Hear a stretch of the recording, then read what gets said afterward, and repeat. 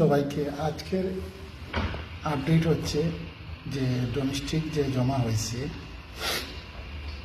খুব সুন্দরভাবে সেন্ড হয়েছে, ঠিক আছে, কিন্তু এখন পর্যন্ত রিসিভটা আসে নাই, বা গত যে ক্লিক ডেট যেগুলো হয়েছে এগুলারও রিসিভটা দেখি নাই এখন পর্যন্ত। আর আমি বসে আছি এখনো এই কাপ পাদ্যনাথের ভিতরে। আমি জানতে চাইছিলাম যে কি আসল বিষয় বা সেন্ট কীভাবে হয়েছে। ভালো হয়েছে আলহামদুলিল্লাহ। 10,000 কোটা। আর আমরা জমা করছি অনেক বাঙালিরা। কারণ হচ্ছে আমি গতকালকেও বলছিলাম যে আমাদের বেশিরভাগ বাঙালিদের এই যে মানে ইনকাম 27,000-এর উপরে আমাদের এই এরিয়াতে, মানে বেনেতো এরিয়াতে, বেনিস বা পোলোনিয়া বা